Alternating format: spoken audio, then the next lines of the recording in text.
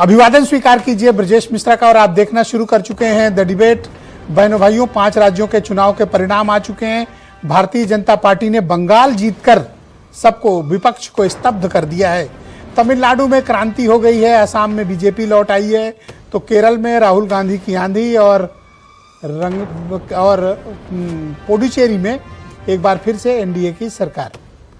तो इस बार के 5 राज्यों के चुनाव का जनादेश का संदेश क्या है, आज की डिबेट इसी विषय पर।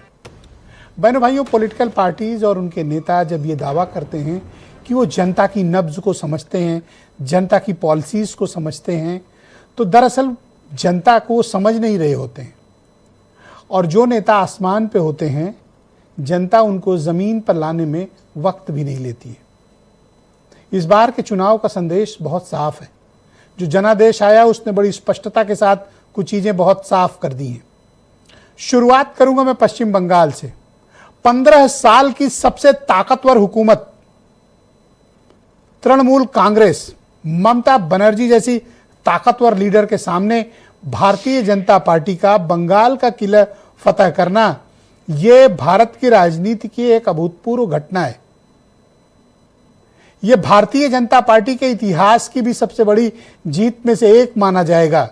जिस बंगाल में कभी उनकी एंट्री नहीं थी, उनके एमपी एमएलएज नहीं हुआ करते थे, होते भी थे तो इकाई में होते थे, आज भारतीय जनता पार्टी ने भारत की सबसे ताकतवर राज्य सरकारों में से एक ममता बनर्जी को पश्चिम बंगाल में हराकर उनके किले पर कब्जा कर लिया। बहनों भाइयों, अगर आपको याद हो, बहुत से लोगों को याद होगा, स्मरण होगा कि एक वक्त में पश्चिम बंगाल में 25 सालों तक वामपंथी सरकारों का राज रहा है। उनके अत्याचार, उनके अनाचारों के खिलाफ, उनकी जुल्म और जातियों के खिलाफ ममता बनर्जी ने जैसा भीषण संघर्ष किया था और जिस हिंसा को झेलते हुए उन्होंने बंगाल को लेफ्ट मुक्त किया था, वो एक अभूतपूर्व घटना थी। लेकिन इतिहास खुद को दोहराता है। आज लगभग उसी अंदाज में भारतीय जनता पार्टी ने 3 बड़े प्रयासों के बाद बंगाल पर कब्जा कर लिया। बंगाल की फतह भारतीय जनता पार्टी के लिए बहुत बड़ी ताकत का केंद्र है और बंगाल की जीत इस मायने में अभूतपूर्व और बड़ी मानी जाएगी क्योंकि बंगाल भारतीय जनता पार्टी के लिए 2024 में भी बहुत बड़ी परेशानी का और हार का कारण बना था। अब इस जीत के बाद भारतीय जनता पार्टी की ताकत का लगातार इजाफा हुआ है।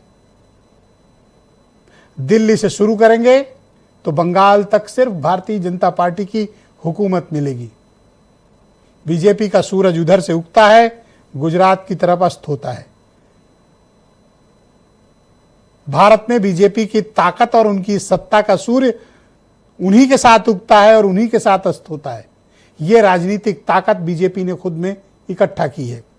बंगाल में अभी काउंटिंग चल रही है, हो सकता है ममता बनर्जी खुद की अपनी सीट भी हार जाएं और 204 सीटों के साथ भारतीय जनता पार्टी ने बंगाल में क्रांति कर दी है। लेकिन तमिलनाडु में क्या हुआ?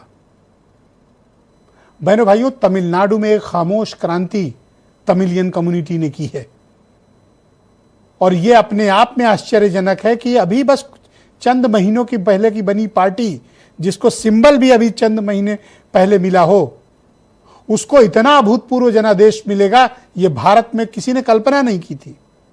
एक फिल्म स्टार,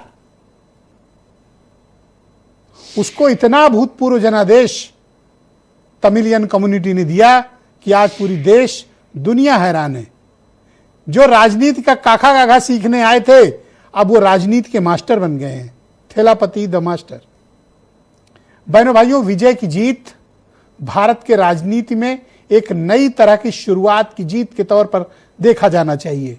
विजय का जो तूफान तमिलनाडु की राजनीति में आया है, उसने द्रविड़ियन पॉलिटिक्स को खत्म कर दिया। आज इस पर मीडिया में चर्चा नहीं हो पाई, अध्ययन नहीं हो पाया, लेकिन मैं आपको बताना चाहता हूं कि 1967 से लेकर अब तक 2026 तक तमिलनाडु में या तो डीएमके की हुकूमत रही है और या उनके धुर विरोधी अन्ना द्रमुक की। डीएमके अन्ना द्रमुक, डीएमके अन्ना द्रमुक, इनकी हुकूमत के साए के तले तमिलनाडु रहा है। कांग्रेस की हुकूमत जाने के बाद 1967 से 2026 तक सिर्फ इन्हीं दो पार्टियों के बीच सत्ता रही है। 2026 में द्रविडियन पॉलिटिक्स को तमिलनाडु की मेजॉरिटी पब्लिक ने रिफ्यूज कर दिया है। अब डीएमके और एडीआईएमके को पहली बार घर बैठना पड़ा है और सत्ता एक ऐसे व्यक्ति को दी गई है जो फिल्मों का सुपरस्टार है। जो काम रजनीकांत नहीं कर पाए, अपनी फिल्मों में वो सब कुछ कर लेते हैं, लेकिन जब वो राजनीति में आए तो मुंह के बल गिरे। मेगा सुपरस्टार रजनीकांत जो काम तमिलनाडु में नहीं कर पाए, विजय ने कर दिखाया। बहनों भाइयों, ये जनादेश एक खामोश तमिलियन क्रांति का प्रतीक है। मैं इसको मई क्रांति की संज्ञा दूंगा। यह जीत कोई साधारण जीत नहीं है, यह एक असाधारण विजय है और भारत की राजनीति में ऐसे उदाहरण भी आपको नहीं मिलेंगे।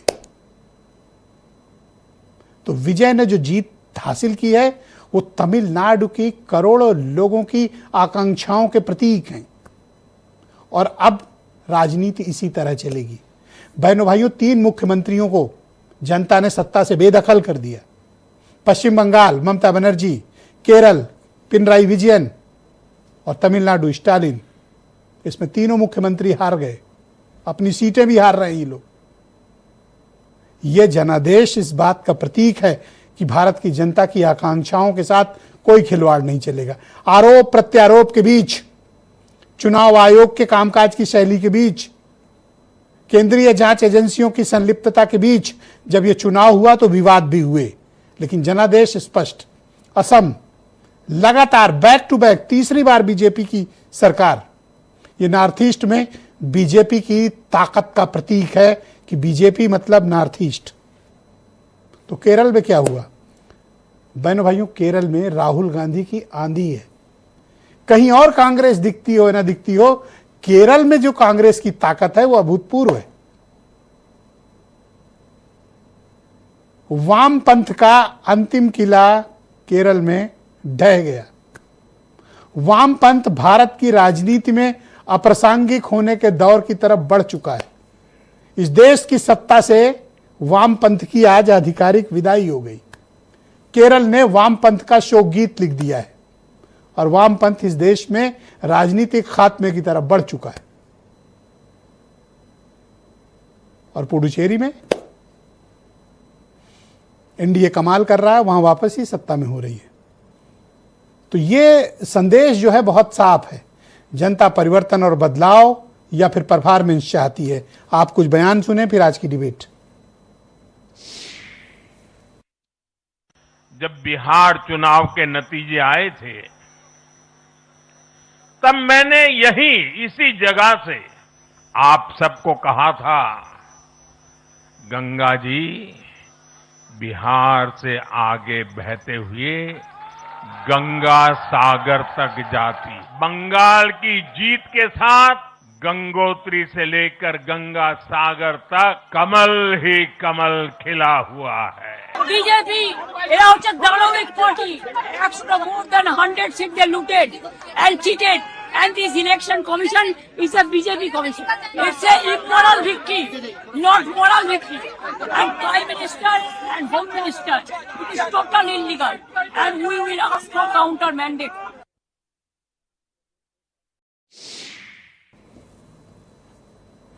तो अरब सागर से लेकर बंगाल की खाड़ी तक भारतीय जनता पार्टी की अब निर्बाध हुकूमत का दौर आ गया है।